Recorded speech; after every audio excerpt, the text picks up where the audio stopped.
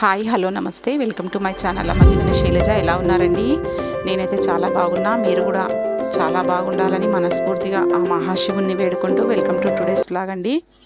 ఇక్కడ వచ్చేసి నేను ప్రతిరోజు ముగ్గులు పెట్టి వీడియోలు షార్ట్స్ చేస్తున్నాను. అలాగే చాలామంది ఫ్యాన్స్ అయిపోయారండి నా ముగ్గులకి. చాలా సంతోషం వేస్తుంది. మీకు కూడా నచ్చినట్లయితే ఒక లైక్ చేయండి, షేర్ చేయండి. అలాగే కొత్త వాళ్ళు నా వీడియోలు చూస్తున్నట్లయితే తప్పకుండా సబ్స్క్రైబ్ చేసి చూడండి. ఈరోజు వ్లాగ్ వచ్చేసి శ్రీమద్ భగవద్గీత మహిమ గురించి చెప్పదలుచుకున్నానండి. ఓం శ్రీ పరమాత్మనే నమః. శ్రీమద్ భగవద్గీత మహిమ. శ్రీమద్ భగవద్గీత సాక్షాత్తు భగవంతుని దివ్యవాణి. దీని మహిమ అపారమైనది, అపరిమితమైనది. ఇట్టి భగవద్గీత మహత్యమును మాటలలో వర్ణించుట ఎవ్వరికీ సాధ్యము కాదు. ఎట్లనగా ఇది ఒక పరమ రహస్య గ్రంథము. ఇది సకల వేద సారము. ఇందలి సంస్కృత భాష అతి సరళము, పరమ సుందరము. కొద్దిపాటి అభ్యాసము చేసినను ఇది సులభముగా అర్థమగును. దీని ఆశయము అతి గంభీరము, జీవిత పర్యంతము ఇది అభ్యసించదగినది. దీనిని నిత్యము పారాయణము చేయుచు పఠించిన పాఠకుని స్థాయిని బట్టి నిత్య నూతన భావములు అవుతూ ఉంటాయి. కనుక గీత ఎల్లప్పుడూ వినూత్నమైనదియే.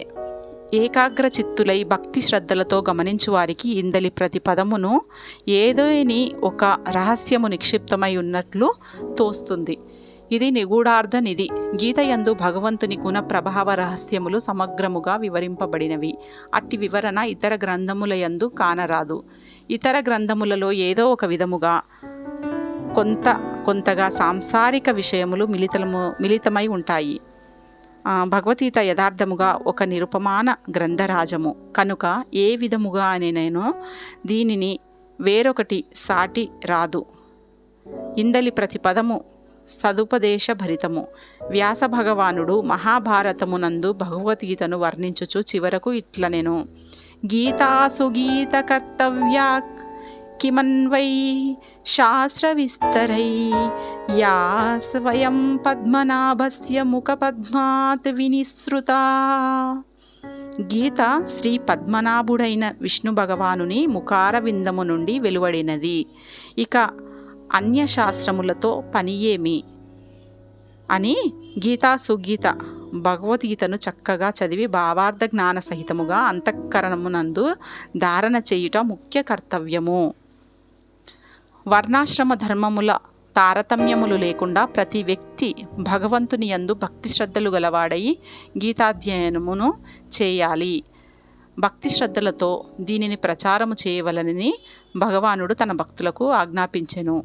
స్త్రీలు, వైశ్యులు, శూద్రులు మరియు పాపయోనులందు జన్మించిన వారును భగవంతుని యందు భక్తి శ్రద్ధలు గలవారై తత్పరాయణులై పరమగతిని పొందుచున్నారు. మానవుడు తన స్వాభావిక కర్మల ద్వారా భగవంతుని పూజించినచో పరమసిద్ధిని పొందును అని భగవానుడు చెప్పెను. వీటన్నింటినీ విచారించి చూసినచో పరమాత్మ ప్రాప్తి నందుట అందరికీ అధికారము గలదని అర్థమవుతుంది. కావున గీతాధ్యాయము చేయుటకు ప్రతి వ్యక్తికి అధికారము ఉన్నది. కానీ గీతలో చెప్పబడిన అంశాలను రహస్యముగా సరిగా అర్థం కావని అనుకొని చాలామంది నామమాత్రముగా ఏదో ఒక ప్రోగ్రాముకు, ఒక చివరి కార్యక్రమాలకు మాత్రమే పనికొస్తుందని ప్రచారం చేయడం జరిగింది. ఇది చాలా తప్పండి. మన పిల్లలకు మనము ప్రతిరోజు గీతలోని పద్యాలను వింటే మన జీవితంలో ఎదురయ్యే సమస్యలకు పరిష్కారం దొరుకుతుందని పెద్దవాళ్ళు చెప్పారు. ఇది అందుకే అర్జునుని కర్తవ్యోన్ముఖుని గావించిన గీతాశాస్త్రము ఎన్నటికీ ఏ విధముగాను విపరీత పరిణామములను ఏమాత్రము కలిగించదు. ఎవరైనా చదవచ్చు. పెళ్ళైన వాళ్ళు చదవచ్చు, పెళ్ళి కాలేని వాళ్ళు చదవచ్చు, చిన్నపిల్లలు చదవచ్చు, ముసలి వాళ్ళు చదవచ్చు. ఏ నియమం లేదు. ఇది ఎప్పుడైనా చదవచ్చు. ఎప్పుడు చదివినా మనకు దీని యొక్క సారం అర్థమవుతుంది. మన జీవితానికి, మన సమస్యలకు ఒక పరిష్కారం దొరికినట్లు అవుతుంది.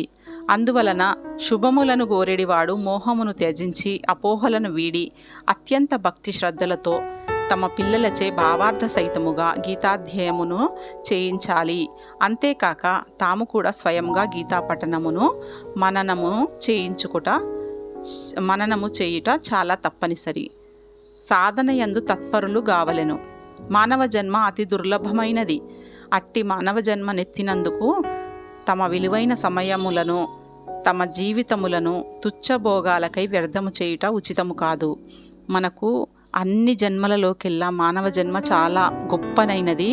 ఎన్నో జన్మల అనంతరము ఈ జన్మ ఎత్తడం జరుగుతుంది. కావున మనం గీతా పఠనం చేయుట చాలా ఉత్తమమైన మార్గము. పాప పనులను చేయడం మానేసేయాలి. అలాగే ఇక్కడ నేను మా భైరవ్ గంగువాళ్ళకి స్కిన్ కేర్ రొటీన్ ఒకటి తయారు చేస్తున్నాను.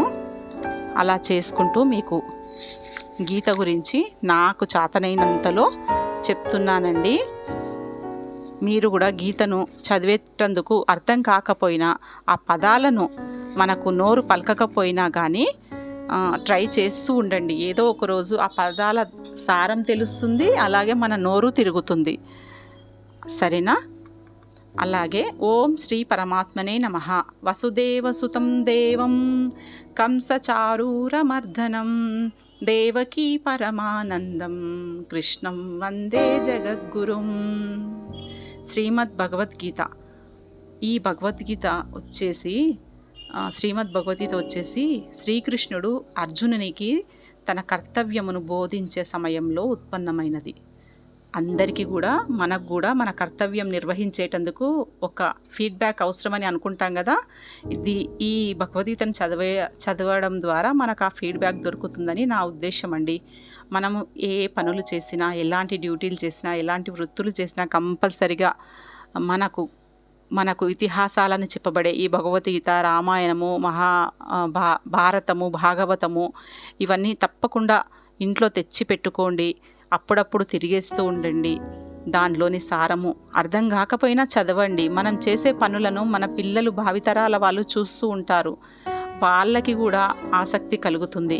ఈ సెల్ ఫోన్లు కొద్దిగా మానేయడం చాలా మంచిది. ఈరోజు నేను ఒక వాట్సాప్లో చూశాను. నైజీరియా దేశంలో పిల్లలకు మార్కులు తక్కువగా వస్తున్నందుకు తల్లిదండ్రులు అందరూ కలిసి మూకుమ్మడిగా ఒక మంచి నిర్ణయం తీసుకున్నారండి. అదేంటంటే సెల్ ఫోన్లను అన్నిటినీ ధ్వంసం చేశారండి. ఇప్పటి నుంచే సెల్ ఫోన్ చూడము, మా పిల్లల కోసం మేము త్యాగం చేస్తున్నామని ఒక వాట్సాప్ చాట్లో చూస్తానండి. మన దేశంలో అయితే అట్లా చేస్తామా? మనము చాలా ఆలోచిస్తాం కదా. కానీ ఇది చాలా మంచి పరిణామం అండి. రాను రాను మన పిల్లల కోసమన్నా మనం మారాలి. అలాగే ఒక సెల్ ఫోన్ బదులు ఒక భగవద్గీత కొని ఇంట్లో పెట్టుకోండి. అప్పుడప్పుడు రోజు కాకపోయినా వారానికి ఒక రోజు, సండే వస్తుంది కదా, ఆ రోజు చదవండి. సండే చాలా ముఖ్యమైన రోజు అండి మనకు. ఆ రోజు మాంసం కానీ మద్యం కానీ అస్సలు ముట్టరాదండి. ఆ రోజు దైవ ప్రార్థన చేసుకునేటందుకు చాలా మంచిది. సరేనా? నచ్చినట్లయితే ఒక లైక్ పెట్టండి, షేర్ చేయండి, సబ్స్క్రైబ్ చేయండి. ధర్మక్షేత్రే కురుక్షేత్రే సమవేతాయుత్సవః మామకాః పాండవాశ్చైవ కిమకుర్వత సంజయః. ఈ విధంగా ధృతరాష్ట్రుడు పలికెను. ఓ సంజయ, మిగతాది రేపు చెప్తానండి. Thank you for your support.